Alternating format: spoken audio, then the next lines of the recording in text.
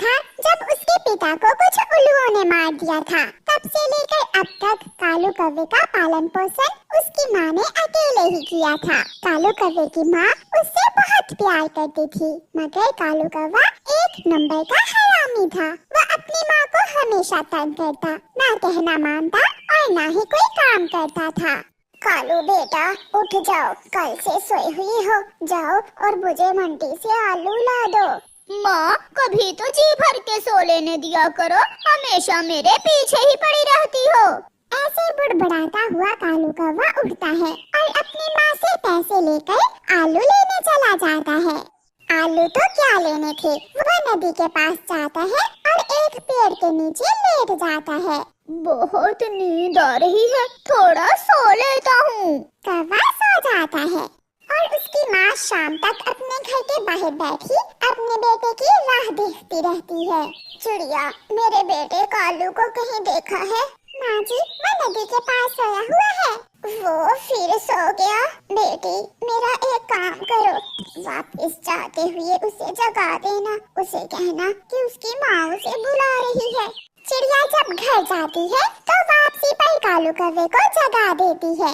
कालू, कालू उठो, उठो, तुम्हारी माँ तुम्हें बुला रही है, जल्दी जाओ घर। मेरी माँ तो पागल है, जाओ चिड़िया तुम यहाँ से, सारी नींद खराब कर दी मेरी। चिड़िया चली जाती है और कालू कौवा फिर से सो जाता है।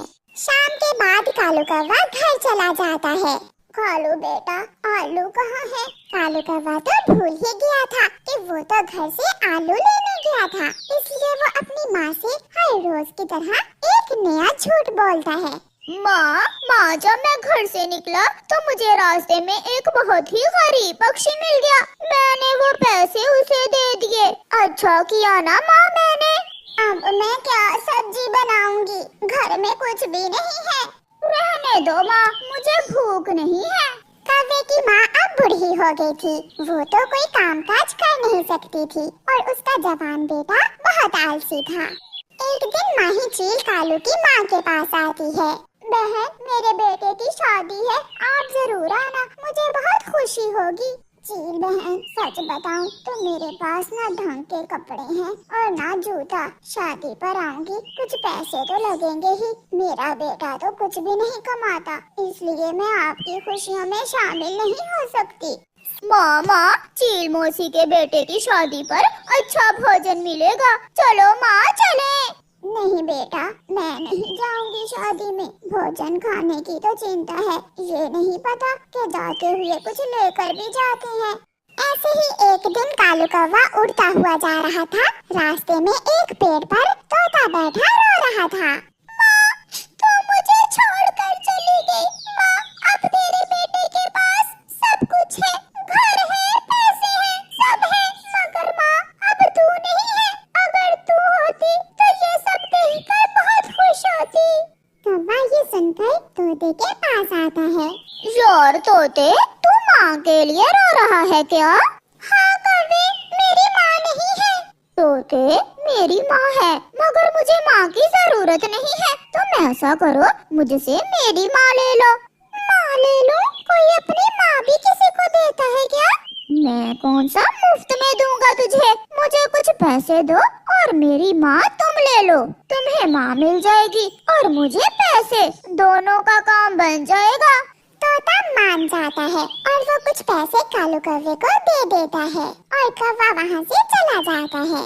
माँ चल, मैं तुझे मेला दिखा कर लाता हूँ, दूसरे जंगल में मेला लगा हुआ है। अच्छा, मगर बेटा मेरे पास तो पैसे नहीं है। पैसे हैं मेरे पास, माँ तू चल मेरे साथ। फिर कालू कौवा अपनी माँ को तोते के घर ले जाता है। लो तोते, मेरी माँ तुम रख लो, अब मैं चलता हूँ। कहाँ चले बेटे? मगर कालू अपनी माँ की बात सुने बिना ही चला जाता है। माँ जी शांत हो जाए, क्या आपको आपके बेटे ने बताया नहीं है कि वो आपको मुझे बेच गया है? ये सुनकर माँ हैरान हो जाती है। हाँ माँ, मैं अपनी माँ को याद करके रो रहा था कि कालू मेरे पास आया और कहा कि मैं उसकी माँ ले लूं। कालू बेटा, मुझे तुमसे ये उम्मीद तो ना थी कि तुम अपनी माँ को ही बेच दोगे। फिर उस दिन के बाद तोता कालू कौवे की माँ को अपनी माँ समझने लगा। तोता कौवी माँ को रंग बिरंगे फल खाने को देता।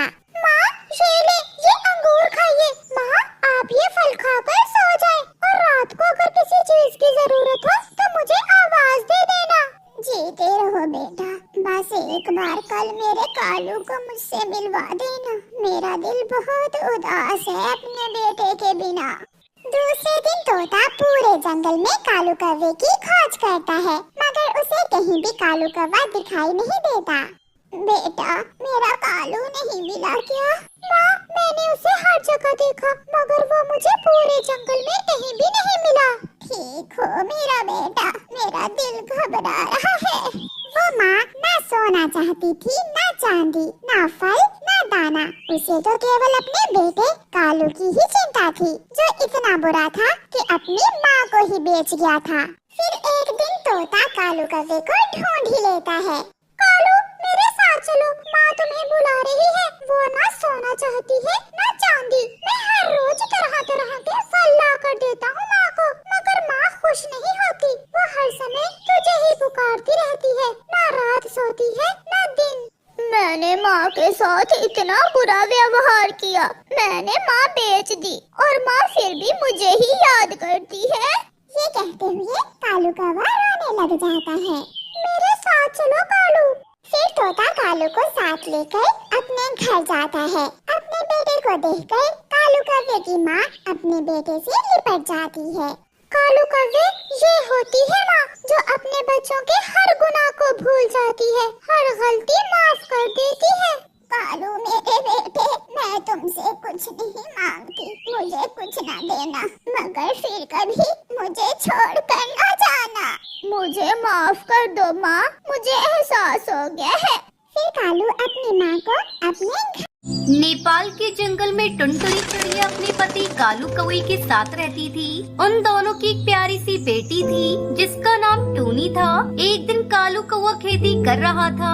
अचानक कालू को एक सांप डस लेता है, जिससे उसकी मौत हो जाती है। अपने पति की मौत के बाद टुनटुनी अपनी बेटी टूनी के साथ अपने भाई के घर जाती है। मैं बर्बाद हो गई भैया, तुम्हारे जीजा जी अब इस दुनिया में नहीं रहे। आपके सिवा इस दुनिया में हमारा कोई नहीं भैया। आज से मैं अपनी बेटी के साथ यही रहूंगी। तुम्हें चिंता करने की कोई जरूरत नहीं बहना, मैं तुम्हारी और तुम्हारी बिटिया की देखभाल करूंगा। पिंकी, अरे ओ पिंकी, मेरी बहन आई है, इसे कुछ खिलाओ पिलाओ। आओ आओ टुनटुनी दीदी, कब तक यहाँ रहने का इरादा है? इस महंगाई में पेट तो पालना मुश्किल हो रहा है। कहाँ से हम आप दोनों का पेट पालेंगे? ऐसे मत बोलो भाभी, आप लोगों के सिवा मेरा इस दुनिया में कौन है? मैं कहाँ जाऊंगी? मैं आप पर बोझ नहीं बनूंगी, भैया के ढाबे में काम करूंगी। ठीक है, ये लो रात की बची हुई रोटी है और थोड़ी सब्जी है, खुद भी खा लो और अपनी बेटी को भी खिला दो। पिंकी, तुमने सुबह में रसगुल्ले बनाए थे ना, लाओ लाकर मेरी प्यारी भांजी को दो। कहाँ से लाकर दूं? सारे के सारे रसगुल्ले खत्म हो गए। रहने दो भैया, मेरी गुड़िया रसगुल्ले नहीं खाती, हम ये रोटी सब्जी खा लेंगे। अगले दिन टुनटुनी अपने भाई के ढाबे पर काम करने जाती है। बहना, मैं बहुत दिनों से समोसे बेचना चाह रहा था, पर कोई भी अच्छे समोसे बनाने वाला नहीं मिल रहा था। अब तुम आ गई हो तो आज से ही समोसे बनाना शुरू कर दो। जितने भी समोसे बिकेंगे मैं आधा मुनाफा तुम्हें दूंगा। हाँ हाँ भैया, आप मुझे सारा सामान दे दो, मैं समोसे बना देती हूँ। इस तरह टुनटुनी अपने भाई के ढाबे पर समोसे बनाने लगती है। कुछ ही दिनों में गोलू के ढाबे की कमाई दुगनी हो जाती है। एक दिन गोलू चिड़ा की पत्नी पिंकी उससे कहती है, क्या जरूरत है जी अपनी बहन को आधा मुनाफा देने की? समोसे बनाने का सारा सामान तुम देते हो, दुकान भी तुम्हारी है, टुनटुनी तो सिर्फ समोसे बनाती है। मैं तो कहती हूँ उसका आधा मुनाफा बंद करो। बोल देना आजकल आमदनी कम हो रही है, और यदि नहीं माने तो उसे यहाँ से जाने को कह देना। ये तुम क्या कह रही हो पिंकी? कुछ तो उस बेचारी पर रहम करो। सुबह से शाम तक समोसे बनाती है, उसकी वजह से मेरे ढाबे पर पक्षियों की भीड़ लगी रहती है। मैंने जितना कहा है उतना करो, वरना मुझसे बुरा कोई नहीं होगा। एक दिन टुनटुनी अपने भाई से पैसे मांगती है, तब उसका भाई उसे पैसे देने से मना कर देता है।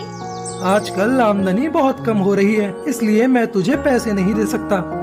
भैया मैं सब समझ गई, ये सब तुम भाभी के कहने पर कर कर रही हो ना, कोई बात नहीं, मैं तुम्हारा घर खाली कर दूंगी। अगले दिन टुनटुनी अपनी बेटी टूनी को लेकर अपने भाई का घर छोड़ देती है और पास वाले जंगल में जाकर अपना एक छोटा सा घोंसला बनाती है। इस तरह कुछ दिन बीत जाते हैं। एक दिन बाजार से टुनटुनी चिड़िया समोसे बनाने का सामान खरीद कर लाती है और समोसे बनाकर बेचना शुरू कर देती है। ये समोसे बहुत ही स्वादिष्ट हैं। इतने स्वादिष्ट समोसे खाने के लिए हमें दूसरे जंगल जाना पड़ता था। चलो अच्छा हुआ जो बहन जी आपने यहाँ एक समोसे का दुकान खोल लिया। अब हमें समोसे खाने के लिए दूसरे जंगल जाना नहीं पड़ेगा। इस तरह टुनटुनी चिड़िया समोसे बेचकर खुशी खुशी अपनी बेटी के साथ रहने लगी।